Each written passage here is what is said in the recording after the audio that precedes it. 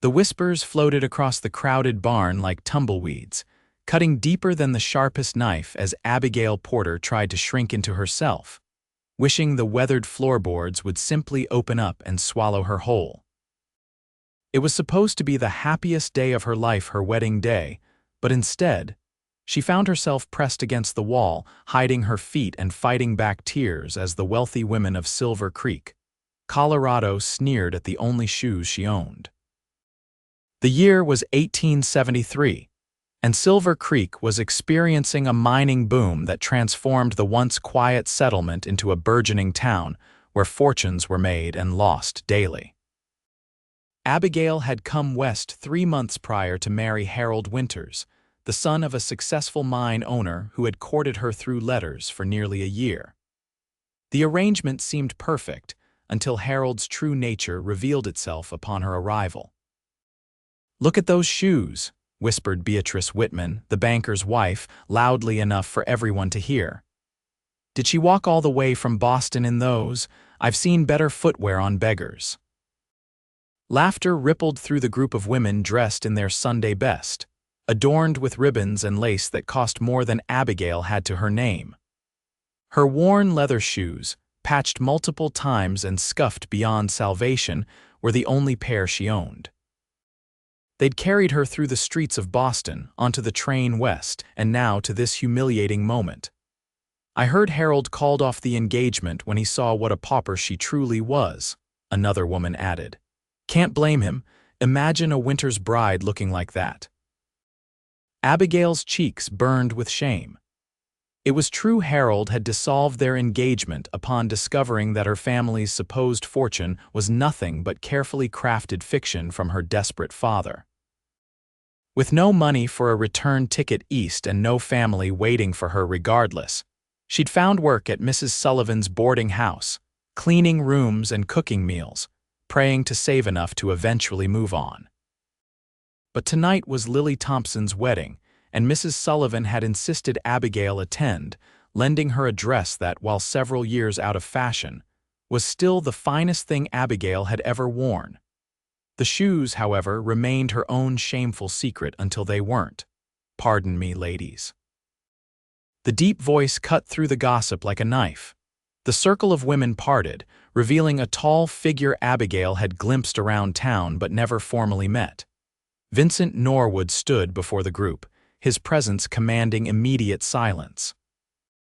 Even in Silver Creek, everyone knew of Vincent, the cattle rancher whose skill with horses was legendary and whose quiet authority commanded respect from even the rowdiest miners. "Miss Porter," he said, tipping his hat in her direction, "I believe you promised me the next dance." Abigail froze, confusion washing over her face. I don't recall, did you forget already?" His eyes held a gentle understanding that belied his imposing frame. "I've been looking forward to it all evening." Before she could respond, Beatrice Whitman gave a dismissive laugh. "I wouldn't bother, Mr. Norwood. The girl can barely afford proper shoes. I doubt she knows proper dance steps." Vincent's expression never changed, but something in his eyes hardened as he turned to Beatrice. "Mrs. Whitman, I've found that those who judge others by their shoes rarely stand tall in their own." He extended his hand to Abigail. "Miss Porter." Without thinking, Abigail placed her trembling hand in his, allowing him to lead her away from the sneering women.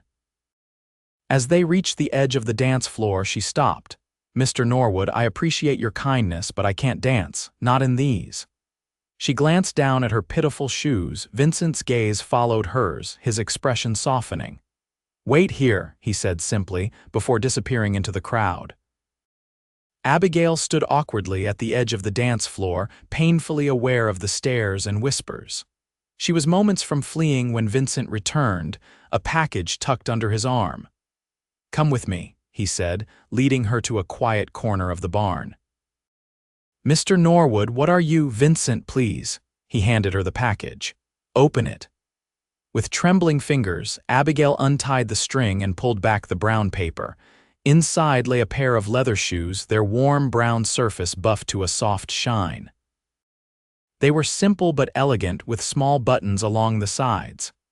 "I can't accept these," she whispered, though her fingers betrayed her by caressing the supple leather. "They belong to my sister," Vincent explained. "Before she moved to Denver with her husband, they should be about your size." "But why would you?" "Because no one deserves to be treated the way those women treated you." His voice was gentle but firm. "And because I've noticed you around town these past months, working hard, holding your head high despite everything, that deserves respect, not ridicule." Tears pricked at Abigail's eyes. "I don't know what to say." "Say you'll try them on," he suggested, a smile playing at his lips, "and then say you'll dance with me." Behind a stack of hay bales, Abigail slipped off her worn shoes and into the new ones. They fit perfectly, as if made for her feet. When she stepped out, Vincent's smile broadened. "Beautiful," he said, and Abigail wasn't sure if he meant the shoes or her. Taking her hand, Vincent led her to the dance floor just as the fiddler struck up a lively tune. For the first time that evening, perhaps for the first time since arriving in Silver Creek, Abigail felt something other than shame and despair. She felt light, free. Vincent proved to be an excellent dancer, guiding her through steps she'd never tried before with a patience and grace that made her feel as though she'd been dancing her whole life. When Beatrice Whitman and her companions noticed, their shocked expressions only made Abigail stand taller. As the evening progressed, they danced every dance. Vincent never left her side, not even when the wealthiest girls in town tried to catch his attention. By the time the final note played and the last lamp was extinguished, Abigail's feet ached in the most wonderful way. "May I walk you home?" Vincent asked as they stepped into the cool night air. "I'd like that," Abigail replied, surprised by her own boldness. They walked slowly, Abigail conscious of each step in her new shoes.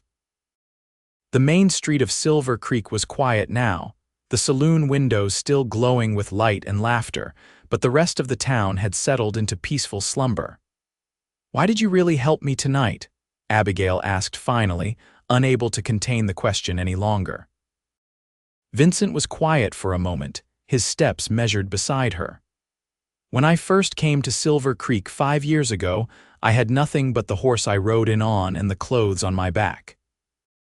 The first cattle drive I led nearly killed me, and the men who hired me took their payment back when I delivered fewer heads than promised.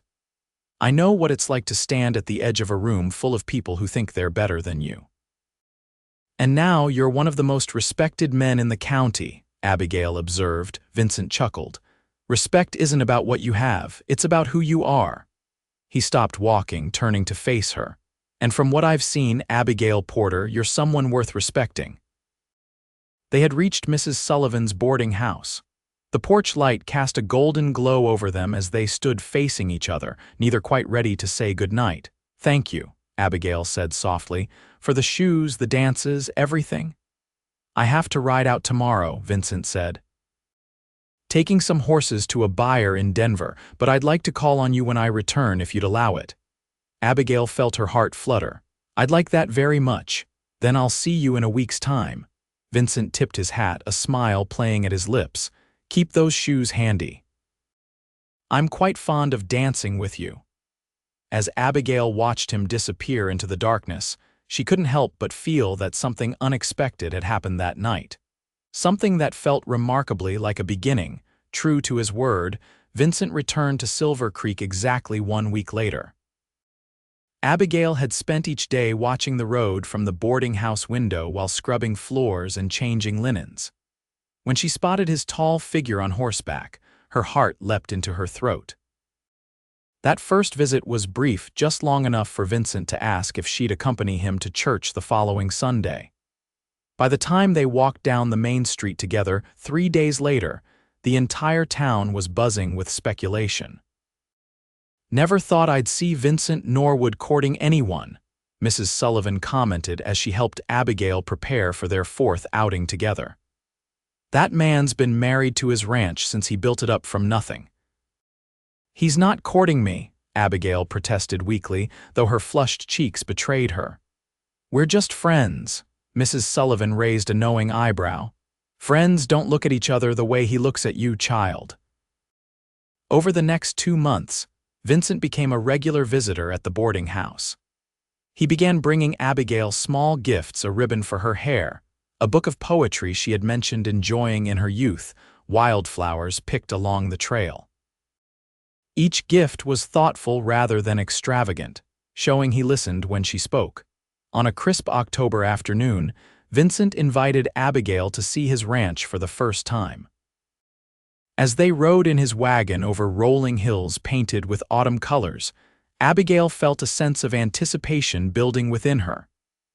"It's not much compared to some," Vincent said as they crested a hill revealing a modest but well-kept ranch house nestled in a valley of golden grass. Several corrals contained horses in various stages of training, and a barn stood proud against the backdrop of distant mountains. "It's beautiful," Abigail breathed, taking in the peaceful scene. "I built most of it myself," Vincent explained as he helped her down from the wagon. "Started with just the small cabin over there and added on as I could afford it." He showed her around with unmistakable pride: the corral where he trained horses, the barn filled with the sweet scent of hay, the garden that provided vegetables through summer and fall. Abigail noticed how the ranch hands tipped their hats respectfully as they passed, their eyes curious but kind. "And this," Vincent said finally, leading her to a fenced meadow where several horses grazed, "is where I keep my pride and joy." A magnificent black stallion lifted his head at their approach, ears pricked forward with interest. "That's Midnight," Vincent said, his voice softening.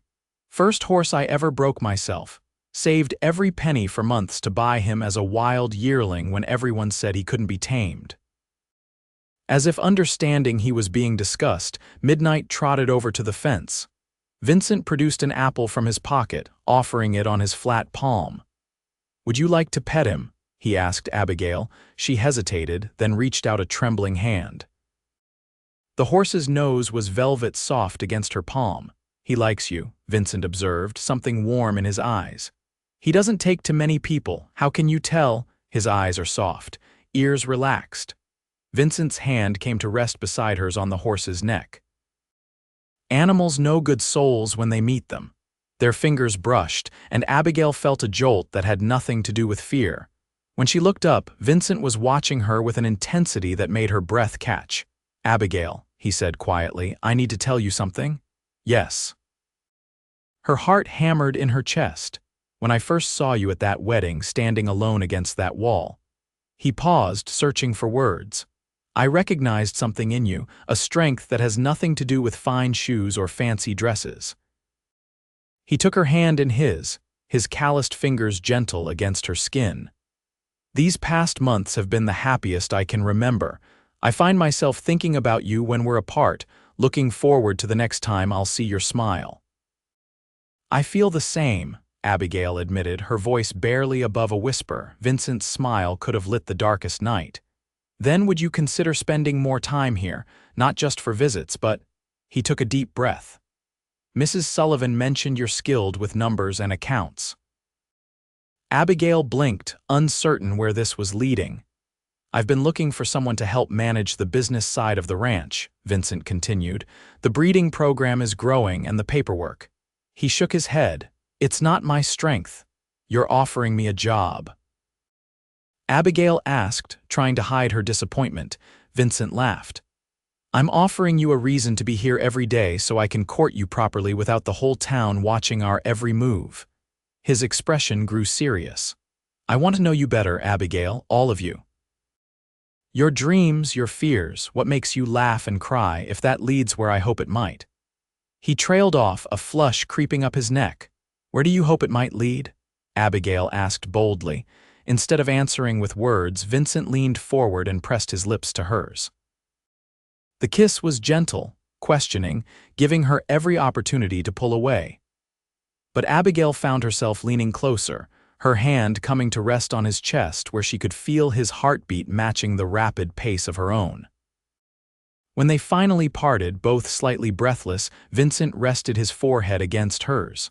"Does that answer your question?" Abigail's laugh was pure joy. "I believe it does, Mr. Norwood, and I accept your offer, both of them." Winter came early to Colorado that year, blanketing Silver Creek in snow by mid-November. Abigail had settled into her new role at the Norwood Ranch, riding out each morning and returning to Mrs. Sullivan's boarding house each evening. The arrangement raised eyebrows at first, but Vincent's reputation for integrity silenced most gossip. On Christmas Eve, Vincent invited Abigail to join him for dinner at the ranch house. When she arrived, she found the modest home transformed. Pine boughs decorated the mantel, candles glowed in every window, and a small tree stood in the corner adorned with paper stars and carved wooden ornaments. "Did you do all this yourself?" Abigail asked, taking in the festive scene. "Had some help from Mrs. Rodriguez," Vincent admitted, referring to the woman who cooked for the ranch hands. "But I cut the tree myself." They shared a delicious meal of roast beef and potatoes, talking and laughing as snow fell softly outside. When they finished, Vincent led her to the fireplace where he'd arranged several cushions on the floor. "I have something for you," he said, reaching behind a chair to produce a wrapped package. "Vincent, you shouldn't have," Abigail protested. "I only brought a small gift." She handed him a knitted scarf she'd worked on secretly for weeks. "It's perfect," he said, wrapping it around his neck immediately. "Now open yours." Inside the package, Abigail found a pair of riding boots, the leather rich and supple, lined with soft wool for warmth. "You mentioned your feet get cold riding to the ranch," Vincent explained. "And I thought, well, a woman should have more than one pair of good shoes." Tears sprang to Abigail's eyes as she remembered that first night, how he'd rescued her from humiliation with a simple gift and a dance. "They're beautiful." Vincent took her hand. "Abigail, these past months have been—" He paused, seeming to struggle with words. "I never thought I could feel this way about anyone." "Neither did I," she admitted. "After what happened with Harold, I thought perhaps love wasn't meant for me." "Harold was a fool," Vincent said firmly. "The biggest fool in Colorado territory." He shifted, suddenly looking nervous. "Which is why I'm hoping you won't think me a fool for this." From his pocket, he withdrew a small box. Abigail's heart nearly stopped as he opened it to reveal a simple gold band set with a small pearl. "It was my mother's," Vincent explained. "Not fancy like what the mining wives wear, but it's perfect," Abigail whispered, her vision blurring with tears. "Abigail Porter, I love you. Your strength, your kindness, your determination. Would you do me the honor of becoming my wife?" Unable to speak past the lump in her throat, Abigail nodded, tears streaming freely down her cheeks. Vincent slipped the ring onto her finger, then pulled her into his arms, his kiss conveying everything words could not. News of their engagement spread through Silver Creek faster than wildfire. Mrs. Sullivan wept with joy, declaring she'd known from the start they were meant for each other. The townspeople offered congratulations, though Abigail noticed Beatrice Whitman and her circle suddenly found reasons to cross the street when they saw her coming.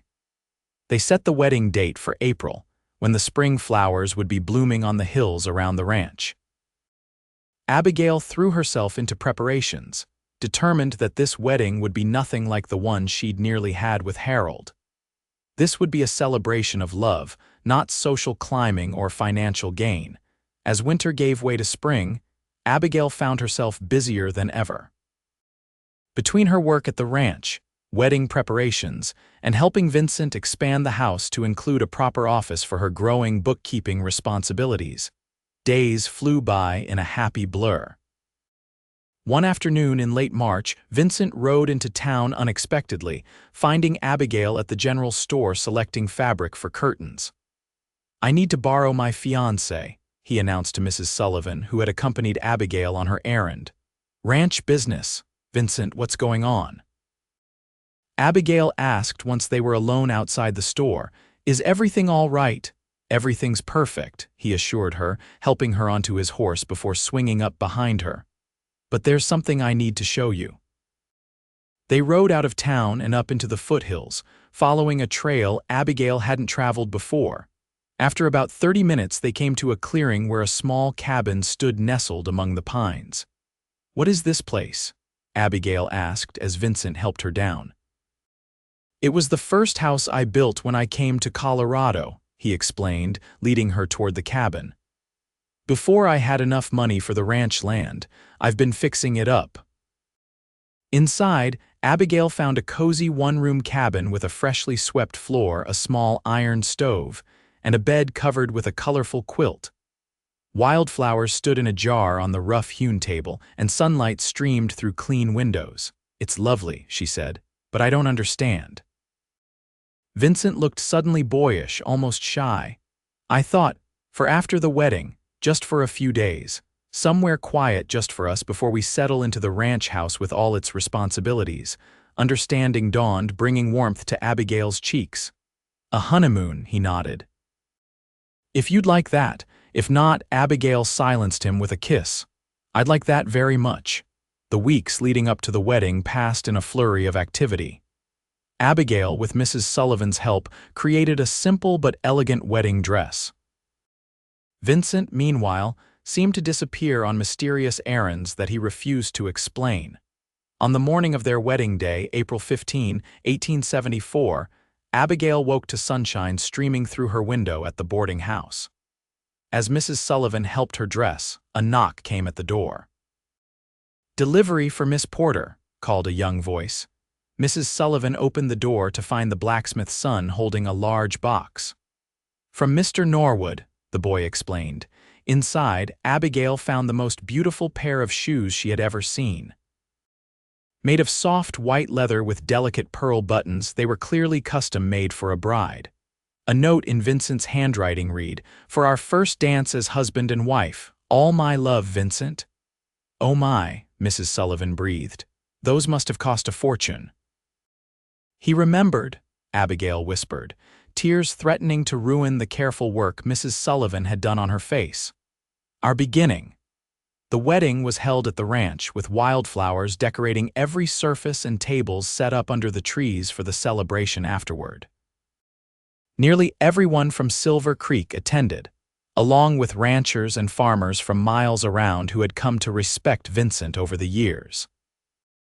When Abigail walked toward Vincent in her simple white dress and beautiful shoes, the look of wonder on his face was worth every hardship she had endured to reach this moment.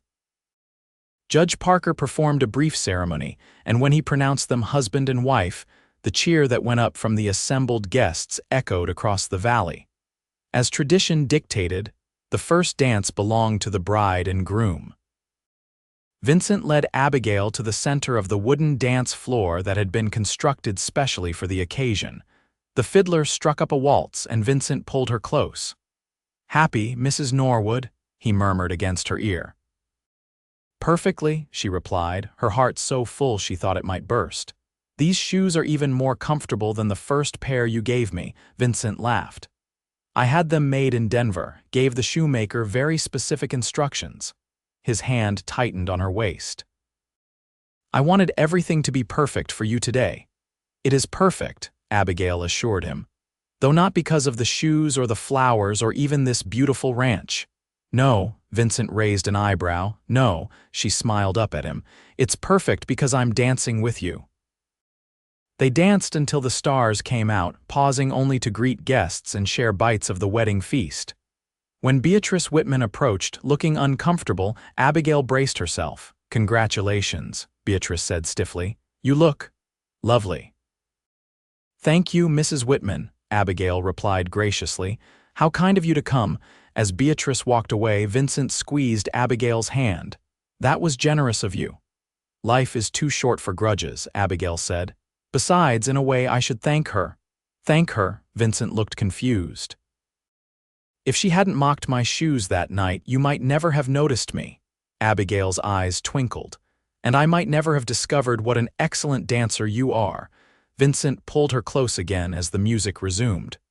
"I noticed you long before that night," he admitted. "But I was too shy to approach you when I saw how those women were treating you." He shook his head. Suddenly being shy seemed less important than making sure you were all right.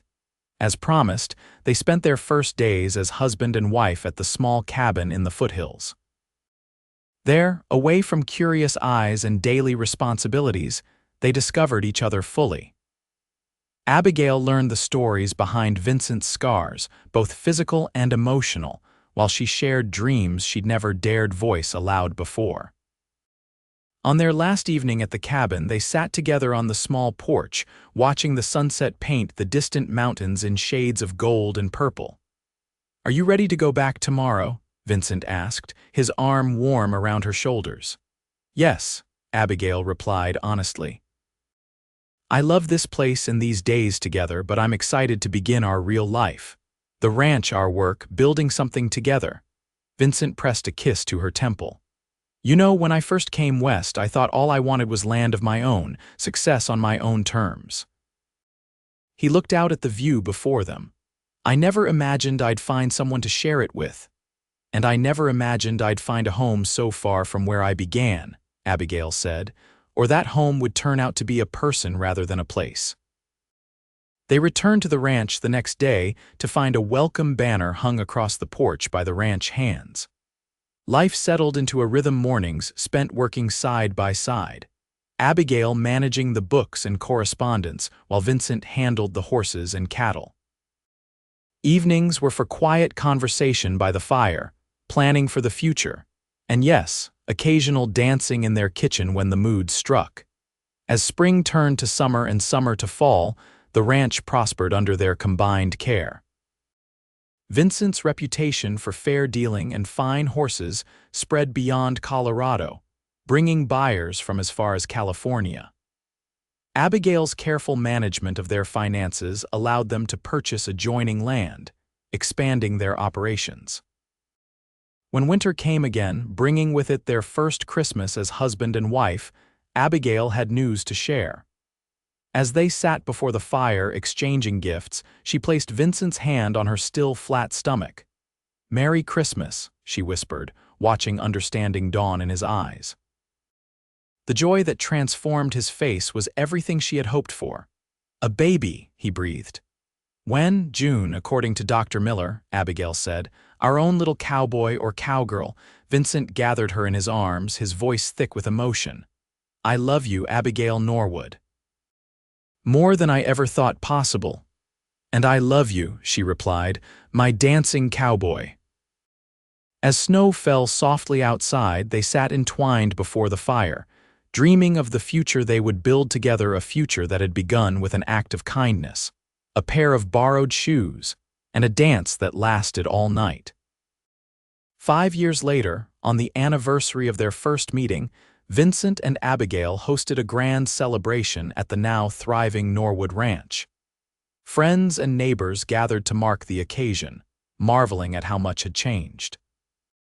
The modest ranch house had expanded to accommodate their growing family. 4-year-old Elizabeth and 2-year-old James raced around the yard under the watchful eye of Mrs. Rodriguez, while Abigail, her hand resting on the slight swell of her third child, greeted guests. Silver Creek had changed too. The mining boom had ended, but the town had stabilized into a prosperous trading center for the surrounding ranches. Abigail, with her head for business, had helped Vincent diversify their operations beyond horses to include cattle and even a small apple orchard that was just beginning to bear fruit. As twilight fell, Vincent called for everyone's attention. A small platform had been set up in the yard, and several musicians from town took their places. 15 years ago, Vincent announced, I asked my beautiful wife to dance for the first time. He extended his hand to Abigail. Would you do me the honor of another dance, Mrs. Norwood? As the music began, Vincent led Abigail onto the platform. She wore a blue dress that complemented her eyes, and on her feet were the white wedding shoes, carefully preserved for special occasions. Still a perfect fit, Vincent murmured as they moved together in perfect harmony, years of dancing in their kitchen having made them as graceful as any couple in a grand ballroom. Some things, Abigail replied, looking up at the man who had changed her life with a simple act of kindness, are simply meant to be. Around them, friends and neighbors joined the dance. But in that moment, just as on that fateful night years before, Abigail and Vincent danced as if they were the only two people in the world.